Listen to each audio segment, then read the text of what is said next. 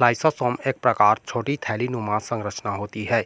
यह granular structure होता है। इसमें 24 प्रकार के डाइजेस्टिव एंजाइम पाए जाते हैं। यह आकार में लगभग 0.4 माइक्रोन के बराबर होती है।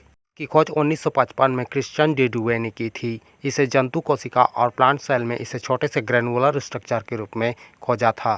यह एकल झिल्ली युक्त फास्फोलिपिड और प्रोटीन की बनी हुई और इसके अंदर मैट्रिक्स और 24 प्रकार के डाइजेस्टिव एंजाइम पाए जाते हैं। यहाँ पर हम उदाहरण के तौर पर देखें तो कुछ इस प्रकार के डाइजेस्टिव एंजाइम पाए जाते हैं, जैसे राइबोन्यूक्लियस, ग्लाइकोसाइडेस और प्रोटीएज जैसे एंजाइम। और इसके अलावा और एंजाइम को देखें तो यहाँ पर कुछ इस प्रकार पाए जाते हैं, जैसे कि सल्फेट, फास्फेट और डाई राइबोन्यूक्लियस के रूप में। ये सभी एंजाइम अम्लों की उपस्थिति में क्रिया करते हैं और क्रिया करने के दौरान एक्टिव होते हैं, जिसके कारण इसे एसिड हाइड्रोलेज कहा जाता है।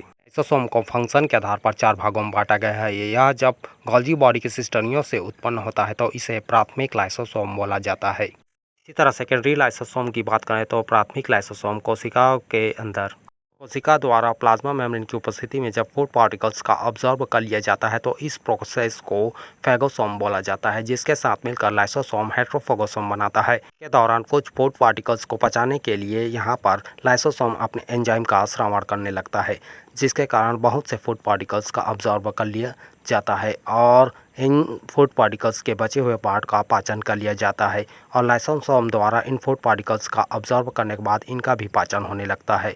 पाचन होने के दौरान कुछ फूड पार्टिकल्स कोशिका द्रव्य में विसरित हो जाते हैं। फिर इसके बाद अपचे हुए पदार्थ को स्टोर करने के लिए कुछ एक वैक्यूलनुमा संरचना बनने लगता है, जिसमें यह फूड पार्टिकल्स ऑब्जर्व कर लिया जाता है। इसे रेसिडुअल लाइसोसोम बोला जाता है या रेसिडुअल वैक्यूल भी कहा जाता है।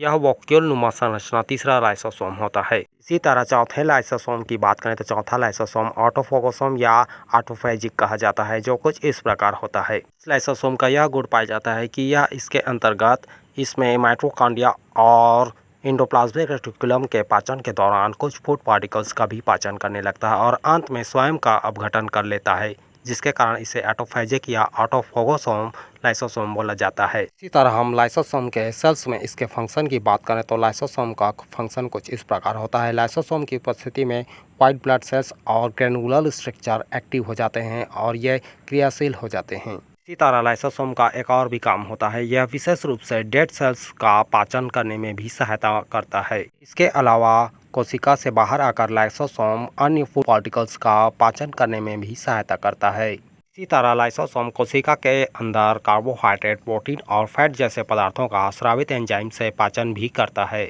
और इसी तरह और भी लाइसोसोम का कार्य भी होता है। फर्टिलाइजेशन के दौरान यह शुक्राणु के अग्रभाग में लाइसोसोमल एंजाइम का श्रवण करने लगता है, जिसमें अंडाणु में इसके प्रवेश करने के लिए आसानी हो जाता है और इसका अग्रभाग एक्रोसोम आसानी से अंडाणु में प्रवेश कर जाता है। लाइसोसोम में यह और भी गुण पाया जाता है, जब यह कोशिकीय पदार्थों का पाचन करने लगता है तो अंत में अपने आप का स्वयं का अपघटन करने लगता है, जिसके कारण इसे सुसाइड बैग या ऑटोफैजिक या आत्महत्या की थैली भी कहा जाता है। इस प्रकार फ्रेंड्स, फिलहाल वीडियो में बस इतना ही। वीडियो कैसा लगा प्लीज़ हमें कमेंट करके अपनी राय ज़रूर दें। वीडियो अच्छा लगा हो तो लाइक एंड शेयर करें और चैनल पर पहली बार आए हैं तो सब्सक्राइब जरूर कर लीजिए। थैंक यू दोस्तों।